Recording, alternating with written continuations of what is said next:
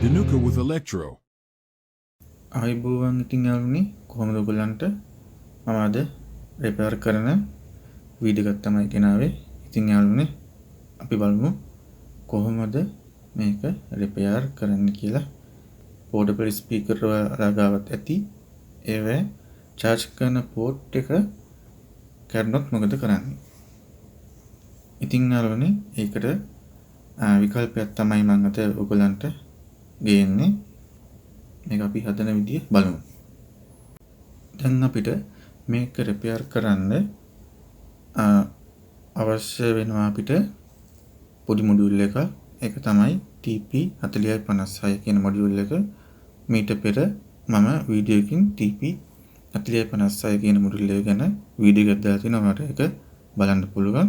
ඉතින් අපි මේ මොඩියුල් එකෙන් තමයි මේ charge කරන එක හදාගන්නේ. මේ මොඩියුල් එකෙන් බැටරිය සම්බන්ධ කරලා ඒකෙන්ම අපිට අවුට් එක ගන්න පුළුවන්.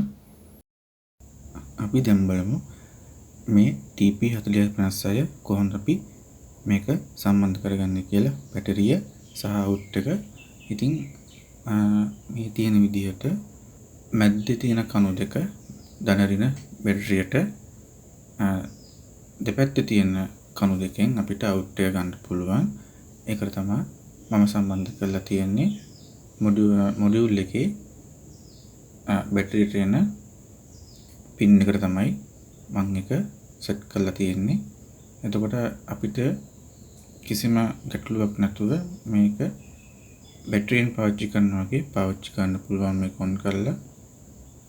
ඕගොල්ලන්ට මේක පිටතට වයර් එකක් දාලා ඉස්සරහෙන් දනරින දාලා ගන්න පුළුවන්.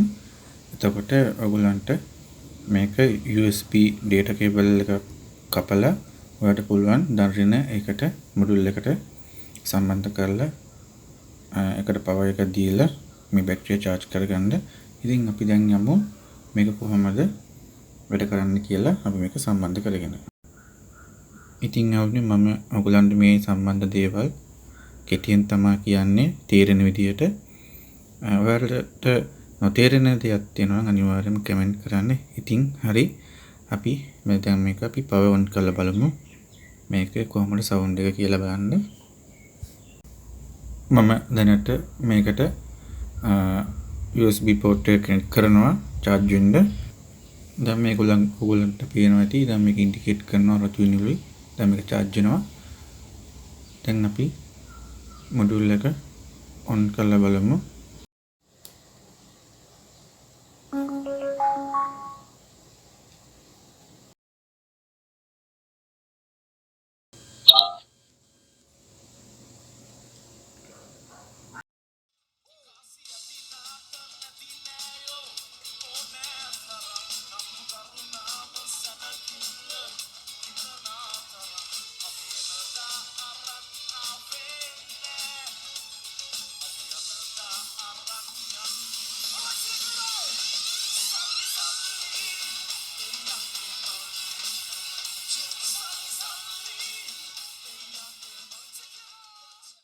ඉතින් මේ විදිහට තමයි මේ මොඩියුල් එක මේ විදිහට සම්බන්ධ කරපුවාම වැඩ කරන්නේ.